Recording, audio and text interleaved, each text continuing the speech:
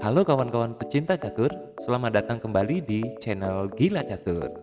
Pada kesempatan kali ini, kita akan membahas tentang salah satu jebakan catur yang cukup populer. Jebakan ini bisa dibilang sangat mematikan karena sangat sulit ditebak. Saking mematikannya, kita bisa menaklukkan lawan pada langkah ke-8 setelah pembukaan. Jebakan ini bernama Blackbone Ceiling Gambit dan bisa diterapkan pada saat kita sedang memegang bidak hitam.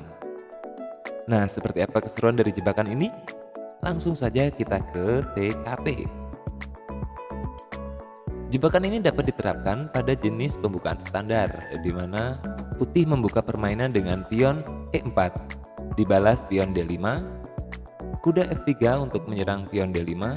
Berikutnya kita dapat melangkah kuda C6 untuk melindungi pion di D5. Pada posisi ini, pecatur pemula biasanya akan menggerakkan gajah ke C4. Gerakan ini memang cukup beralasan, yaitu bertujuan untuk menyerang pion lemah di F7.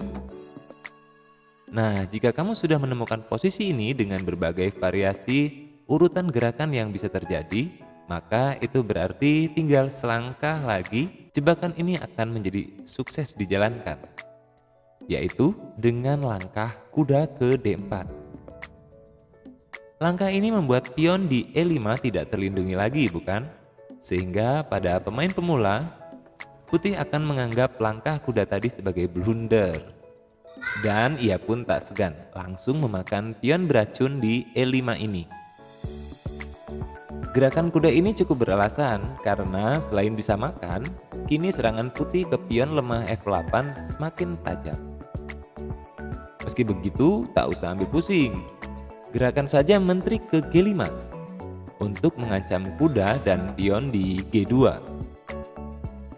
Kalau posisinya sudah begini, maka apapun langkah yang dilakukan putih itu tetap akan berujung kerugian.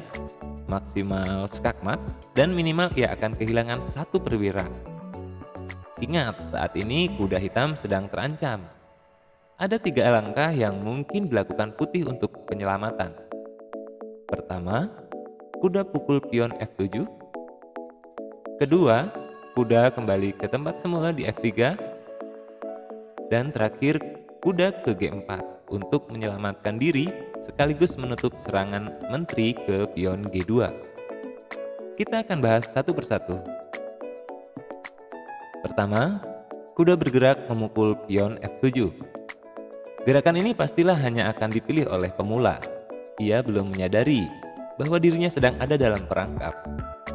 Ia mungkin masih berpikir bahwa dirinya sudah berhasil menggarpu menteri dan benteng. Padahal dengan gerakan menteri pukul pion, semua persangkanya akan bubar. Saat ini benteng dan pion pusatnya sedang ada dalam bahaya besar. Jika ia menyelamatkan benteng ke F1, pukul pion pusatnya, skak. Ia hanya bisa menutup dengan gajah dan menteri. Pakai menteri tentu tak mungkin, maka ditutuplah menggunakan gajah. Terakhir, skakmat dengan kuda dan raja pun terkapar. Oke, berikutnya pilihan gerakan kedua. Kuda kembali ke F3.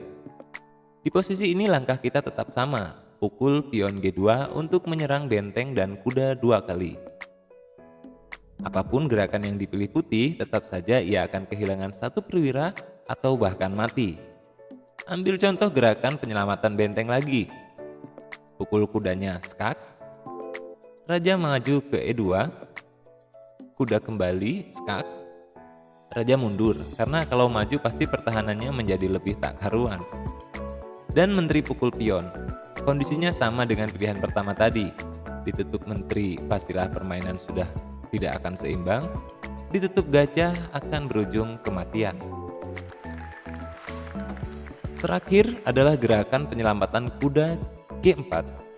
Ini memang alternatif terbaik. Selain menyelamatkan diri, kuda ini juga berhasil memutus bidikan menteri ke pion G2. Ingat, kuda ini dilindungi oleh menteri ya.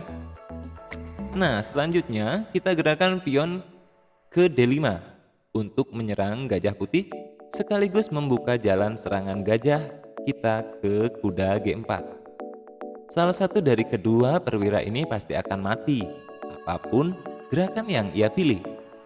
Ambil contoh, gajah ke E2 melindungi kuda 2 kali. Pukul dengan kuda, menteri pukul kuda, gajah pukul kuda, 2 perwira ditukar 1 perwira. Pilihan gerakan ketiga ini memang tidak berujung pada skakmat, tapi selisih 1 perwira sejak awal pertandingan pastilah merupakan tekanan mental yang sangat luar biasa besar. Bagaimana? Sangat cantik sekali bukan jebakan satu ini? Silahkan praktekkan pada lawan yang masih pemula saja ya, karena bakal bahaya kalau lawan Anda adalah seorang pro. Bisa-bisa justru Anda yang bakalan dilibas. Oke, segitu dulu video kali ini. Semoga kamu suka dan mari kita pelajari jebakan lain yang tak kalah menarik di video berikutnya. Salam